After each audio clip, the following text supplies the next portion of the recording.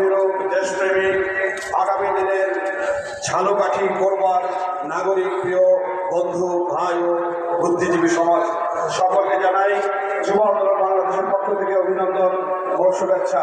ভাই বন্ধুগণ, বাংলাদেশ স্বাধীন হয়েছে আজ 55 বছর হয়েছে। আমাদের এই পৃথিবীর মানচিত্র ছোট্ট একটি বাংলাদেশ, প্রিয় মাতৃভূমিকে নিয়ে বাংলাদেশের মানুষ সবসময় আশান্বিত হয়েছে, সবসময় আশাবাদ ব্যক্ত করেছে।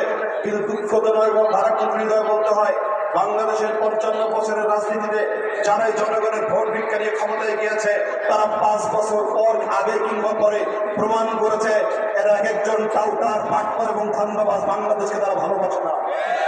তারা নির্বাচনের সময় আসলে মেগা প্রজেক্টের কথা বলে, বড় বড় উন্নয়নের গল্প শোনায়। যেই ভোটে নির্বাচিত হয় তাদেরকে আর খুঁজে পাওয়া যায় না। আজ 24শে জুলাই অভ্যুত্থানের মধ্য দিয়ে জেনারেশন, নতুন প্রজন্ম আজ দীপ্তভাবে শপথ গ্রহণ করেছে। আগের মতো ধান্দাবাজির গল্প শুনিয়ে ভুলভাল বুঝে বাংলাদেশের জনগণের ভোট আর পাওয়া যাবে না। আমাদের নলছিটি, ঝালকাঠি সদর এবং নলছিটির পক্ষ থেকে যিনি মহতরম আমির ঘোষণা করেছেন, যাকে ইসলামের আলো আলোকিত হয়ে যিনি আমাদের মাঝে এসেছেন, ঝালকাঠিকে আলোকিত করবার দায়িত্ব মহতরম আমির তার হাতে তুলে দিয়েছেন। আমরা কি পারবো না এই আমানতদারিতা মর্যাদা বজায় রাখতে? ইনশাআল্লাহ 12 তারিখে আমাদেরকে জবাব দেওয়ার জন্য প্রস্তুতি নিতে হবে। অপরদিকে আরেক আসলে আমাদের সাবেক ছাত্র নেতা, যুব নেতা, শেকড় থেকে যার রাজনীতি উঠে আসা বাংলার মানুষের জনগণের আপনাদের চোখের ভাষা যে বোঝেন ইব্রাহিম আল আদি দুইজন আছেন। আমরা আশা করি, বিশ্বাস করি এই ঝালকাঠি বাংলাদেশের দক্ষিণাঞ্চলের প্রান্তিক জেলা, পুরো বাংলাদেশের তাকিয়ে আছে এই জেলার দিকে, এই দুই শাখার দিকে, দুই আচরণের দিকে।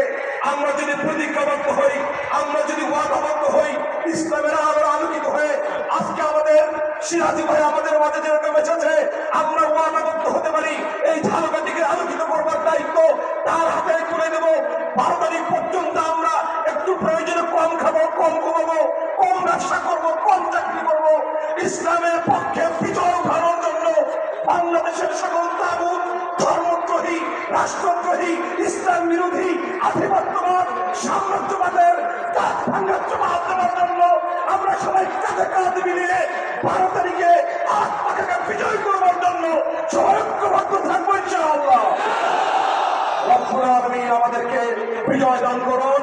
12 তারিখ দম ধরে থেকে শেষ পর্যন্ত অটল অবিচল থেকে আমাদের প্রার্থী থেকে বিজয়ের পরামালায় পড়িয়ে সংসদে দেখা হবে, এই আশা প্রত্যাশা রেখে আপনাদের থেকে বিদায় দিচ্ছি। আল্লাহ।